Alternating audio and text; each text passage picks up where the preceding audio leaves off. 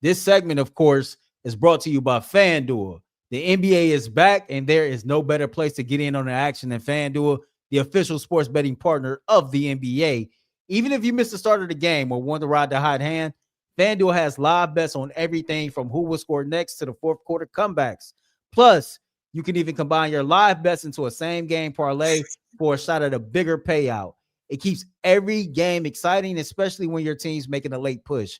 Right now, FanDuel is giving new customers $300 in bonus bets when your first $5 bet wins. So head over to FanDuel.com/UCSS to sign up and play your game with FanDuel, the official sports betting partner of the NBA. Shout out to FanDuel, man, who always show us love right here on the Ultimate 216 show.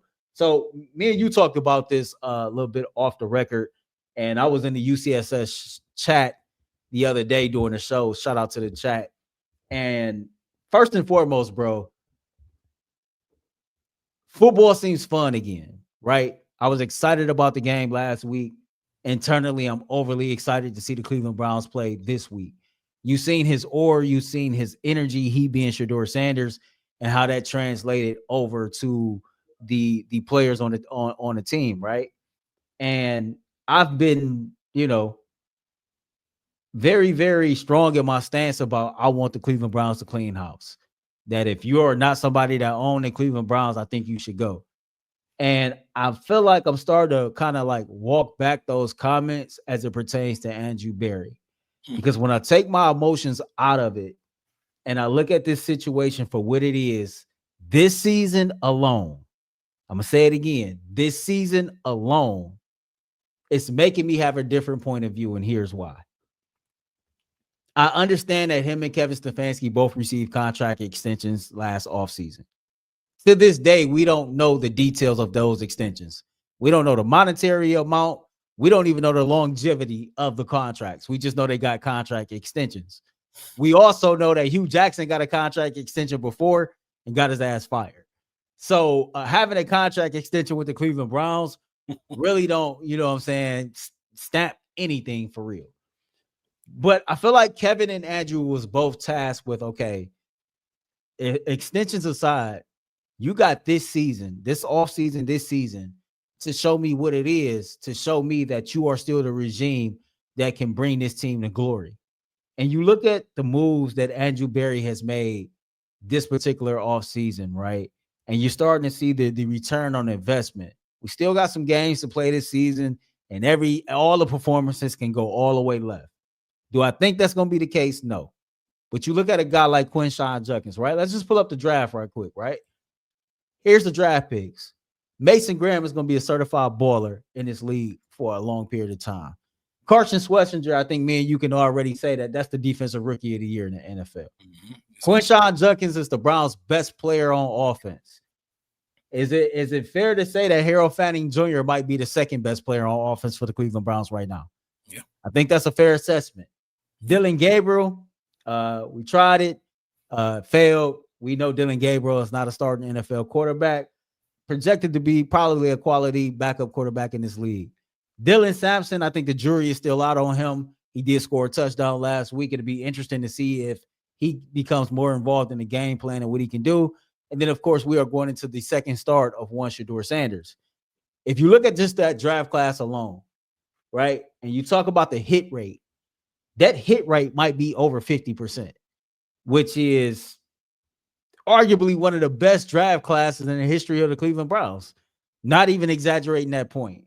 And lo and behold, if Shedeur Sanders turned out to be that dude, to be that quarterback for the Cleveland Browns, you can go ahead and stamp this as okay, that's it. But then you look at the underrated sign of a guy like Malik Collins, right, who plays next to Mason Graham in the middle, and how impactful Mason Graham and Malik Collins have been on the season that Myles Garrett is having right now. You look at the contract extension that Myles Garrett got this offseason. Right now, that's looking like a bargain. Like right now, that's really looking like a bargain. By the way, Myles Garrett, shout out to you. He was named Defensive Player of the Week yesterday for his performance against the Raiders. You see it, 5 tackles, 4 tackles for loss, 3 sacks, 4 fumble, 6 QB hits. You look at what he's done this season, 18 sacks, 27 QB hits.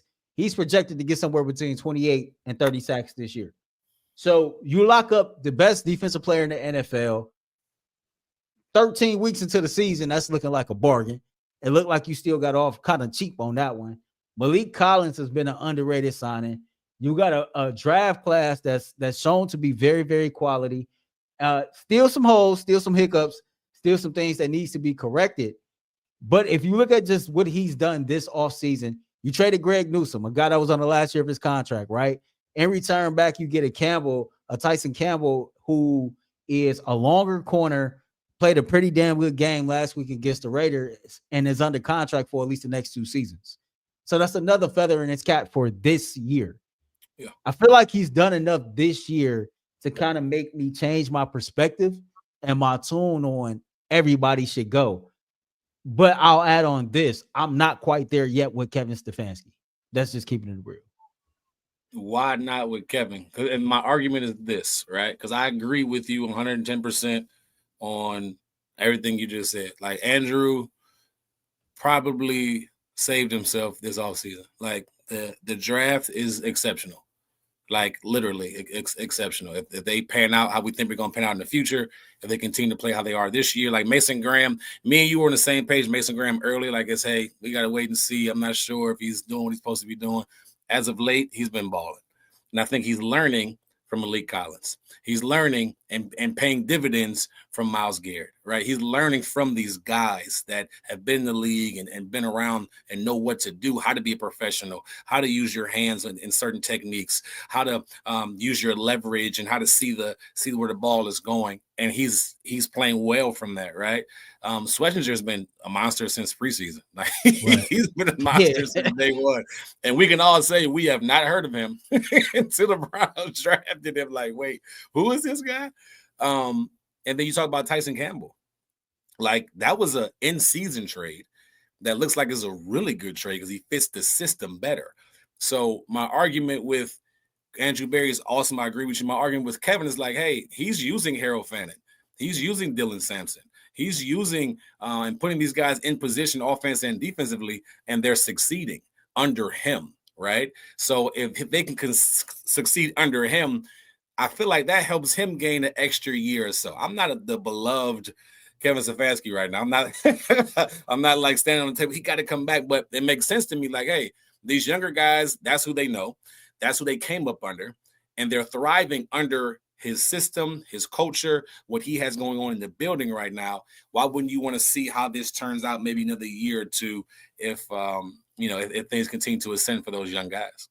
I just think with me, when it comes to Kevin Stefanski, man, I think he's mismanaged a lot of different things this particular offseason that it makes me scratch my head and wonder, like, with better roster management, with a better plan in place, would we even be here? You know, the 4-man quarterback competition, right? I don't think that you did anybody any favors having a 4-man quarterback competition. And I also feel like that he misspoke. You know, I'm one of those people, like, I take you at a literal sense. What you say out your mouth is what you literally mean. And I feel like that's why we have to be careful what we say. When you came out and said that this is an open quarterback competition, then you raised the eyebrows and you opened the ears to every single one of us that's a part of the media and everybody that's a fan of this team. You made us assume that every single quarterback was going to get a fair opportunity to win the starting quarterback job. Yeah. The fact that you continue to lack transparency or not be clear on your message when it comes to the fans, it leaves a lot of room to, like, you know, assume and come with your own conclusions. And I feel like when you look at the entire situation, right, knowing that he didn't do his younger quarterbacks no favor, knowing that this 4-man quarterback competition really kind of put everybody behind an 8 ball, that left a bad taste in my mouth. And then when you think about things like he just handed over play calling again, right? So 2 times in 2 seasons, you've handed play calling duties over to your offensive coordinator. Last week was not no Picasso painting by any means, but Shedeur Sanders did throw for over 200 yards in his first career start. Shedeur Sanders did have 3+ passes of 20+ yards. This came when Kevin Stefanski was not calling the plays. We seen more pre-snap motion than we had seen in weeks prior. All this came when Kevin Stefanski was not calling the plays. So it's like, the mismanagement even comes when knowing when to delegate to people on your coaching staff. Like it's almost like it's coaching malpractice. You go back to last season, and some people in that locker room felt like that Deshaun Watson was being handled a bit differently from everybody else, or about when he went about, handing over play calling that said time to Ken Dorsey. Everybody in the locker room found out when we did. I said at that time I felt like he should have been gone, because when you lose credibility in your locker room and you're preaching the same message, but we're not winning, exactly how motivational is that, right? Now, let's say that Shedeur Sanders continues to progress, right? I can give some of that credit to Kevin Stefanski. He's the head coach. But some of that credit also goes to Billy Musgrave and then Tommy Reese as well. Because because you've played in the league, you spend more time with your position coach and your coordinator during the week than you do with your head coach, correct? Facts. So those are the people that's been working more with Shedeur Sanders behind the scenes, we would assume, than Kevin, correct? Correct. So for me, I just feel like a lot of this is happening in spite of, right? And I know that's tough to say, but that's how I really feel. I really just feel like the message is soured. I feel like that they don't believe in Kevin the way that they once did. And I can be totally wrong about everything I'm saying. And we still got to have the rest of the season play out. But if you ask me right now today, I would tell you, yeah, I probably had a rush to judgment on AB.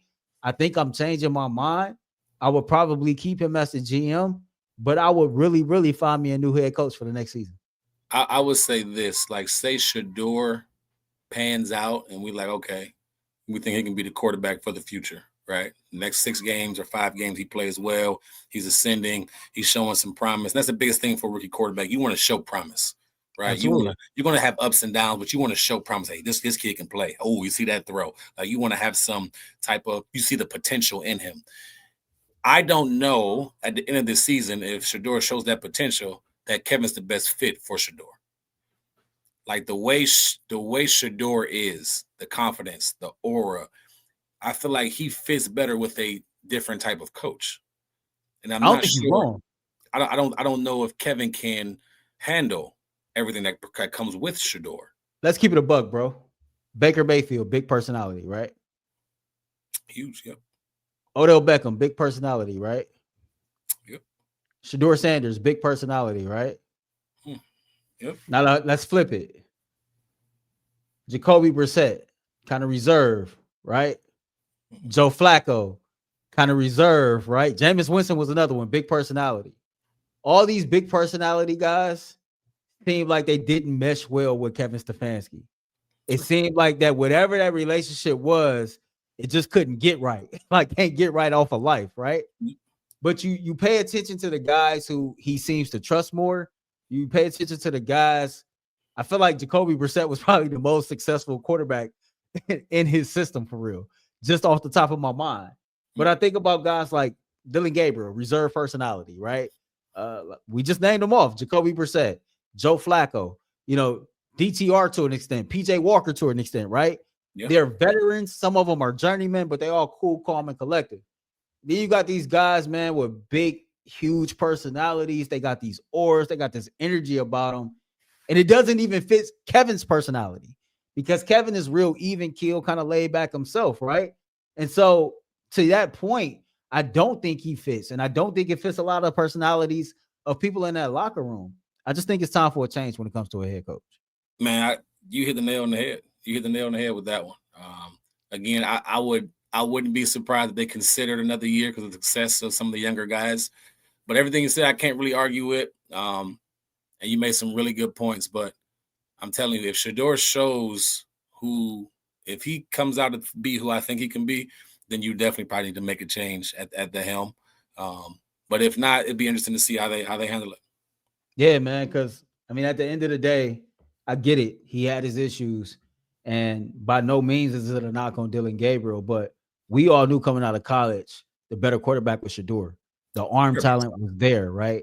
And so it's like, it looks like, okay, he respected his head coach. Andrew Berry respected his head coach enough to know, this is who you said you wanted at quarterback.